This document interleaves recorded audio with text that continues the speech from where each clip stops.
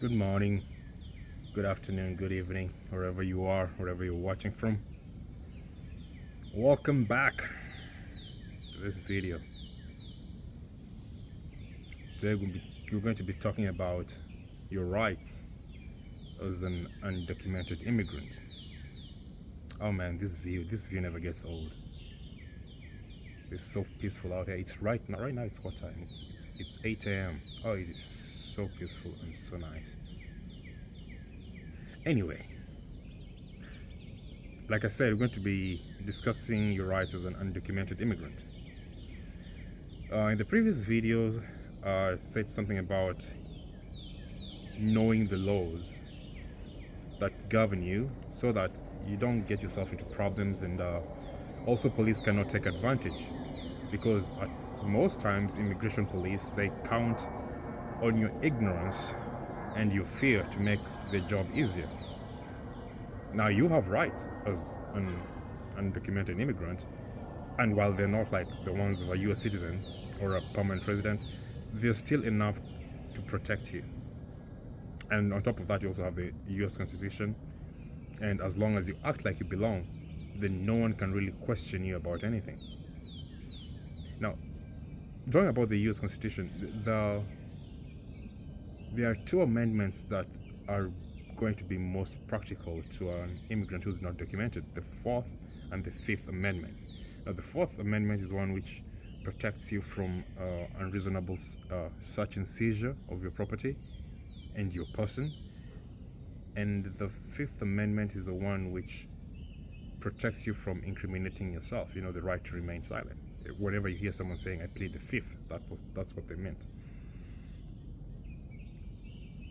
So, like I said, the police count on you not knowing such simple things. Like, they know they cannot approach you and ask for your ID, but because they know, well, they can do that, but you're not supposed to hand it over to them, and without you consenting. They can't just take it off of you as long as you're not under arrest. But they know you don't know that, so they will walk up to you and you'll identify yourself, identify your immigration status, and have a conversation with them, and they'll arrest you.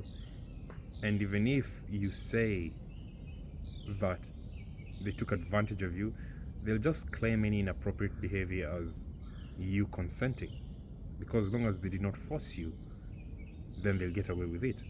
So know your rights, know the laws, and know your rights to protect yourself. Ignorance is not a form of defense. So as long as you're not doing anything illegal, or you're not straying, or in a restricted area, you cannot be asked to identify yourself. You cannot be asked about your immigration status. I know in some countries, I think like the UK, the police can stop you in the middle of the street and ask you for your immigration status and ask you if you're documented. I'm not entirely sure about that. I read it some time ago. I'm not sure if that's still on. If it's not, I'm sorry, false information. But if it's true, then people now have an idea of what I mean. In the US, they cannot do that. A cop cannot just walk up to you, whether it's a traffic cop or an immigration cop. They can't just walk up to you when you're not disturbing anyone, you're just chilling, sitting, and ask about your immigration status. And I remember one of the videos I said there is one immigration agent rather, for every 275 undocumented immigrants. And so in the event that you find yourself, unfortunate enough to be among the chosen, there are steps that you can take, even in the streets. And a cop walks up to you and asks you anything, just be firm. Don't be rude, just be firm. If they walk up to you and they are introducing themselves, you say, "Is there a problem, officer?" They'll say, "We're looking for this and that." Just say you don't know anything about whatever they're asking about. And if they try to continue the conversation, just tell them you're not interested in having a conversation and say that you'd like to leave. Typically, they'll try to be friendly with you, and in order to get you to drop your guard and open up, just simply tell them you're not interested in having a conversation with them and walk away. Because even though they walk up to you and ask you about something like, oh, did you see an accident which happened here maybe 2 hours ago, and you start talking to them, then you're like, okay, can we have your ID? And you produce your ID.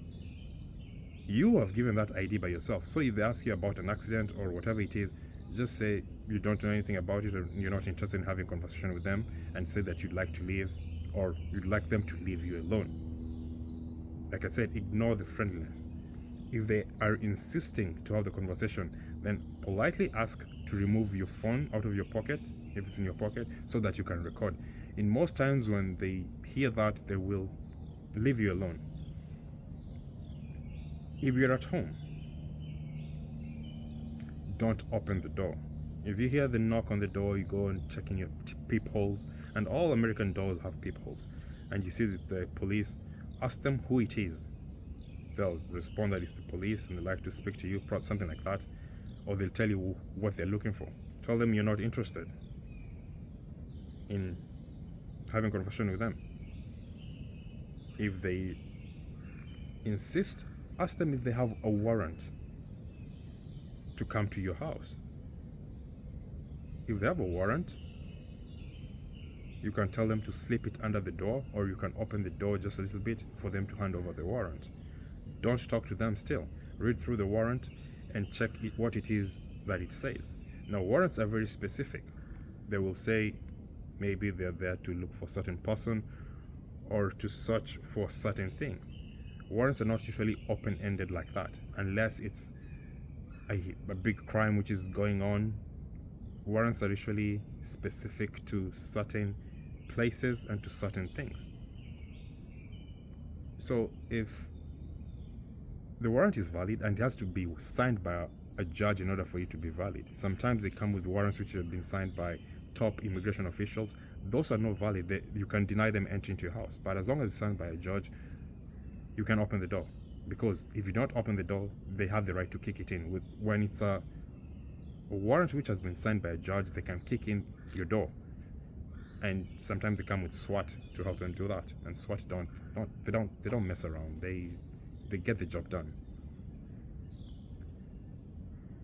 So if it's been signed by a judge, you can open the door and let them in. Now, when they come in, stay silent and tell everyone else to be silent, not to answer any questions. They should stand aside, get their phones or get your phone and start recording whatever it is that they're doing in the house. Most importantly, do not sign anything they hand over to you. No documents. You should not sign any document, no matter what they say. Simply stand to the side, record, be quiet, and don't sign anything. If you see them going out of the limitations of the warrant that they have, say it out loud. For example, if the warrants say that they're there to look for a certain person, say they're looking for Brian, and you see them starting to get your laptop and electronics, say the warrant does not allow them to do that. And make sure it's on video, because they like to take advantage of people not knowing such little things. After that, you can call an immigration lawyer and give them the video and let them handle the matter. If you've been arrested, then your friends or family can do that. And if you feel like the case is not closed yet, like they'll be coming back, yeah, it is important to have an immigration lawyer just in case there's something they're going to find. You need to keep yourself safe. Now, in most cases when these people show up at the door, you'll be in fear, you'll be in shock, and you'll be able to remember all these things that I'm saying. And you'll find yourself cooperating, and eventually you're in problems, and you're wondering how you got there. That is very common. So I'll give you a trick that I learned from Hispanic people. Hispanics, because they're used to having cops come to them, immigration police always hounding them, they came up with this trick where they print out a card and they attach it to the inside of their doors. Now, it's a very simple card that simply says, I choose to remain silent, hand me over your warrant through the door. If it's valid, I will let you in. If it's not, I will not let you in. It says I will not be signing anything. And in the event that I'm under arrest, I will choose to retain the services of a lawyer. It's a very simple card, but anytime the police knock on the door, they just take this card and hand over. Instead of starting to panic and worrying what to say, they just pull the card, say nothing, and hand it over. And that is a very, very neat trick to have in your pocket. Just print out, you can find them on the internet. Just Google it. You can just print it out. It's a piece of paper and attach it to the inside of your door. If you ever see immigration police at the door, just take that piece of paper, hand it to them, and that's that. Because, again, I repeat, they are not your friends. It doesn't matter how friendly they come to that door.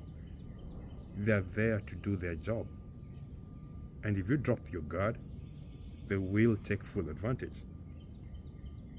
Now, in the event that you're arrested and you're going to be put through removal proceedings, you're not going to be deported right away. There are some instances where you're going to be deported right away, but they're very limited. Typically, you'll be put through the whole proceedings. Now, because that is a whole other conversation by itself, I will make a video after this that covers the removal proceedings from when you're arrested till you're deported or till you get your green card, because it can go either way. So, have a good day, take care of yourself, and I'll see you in the next video. Goodbye.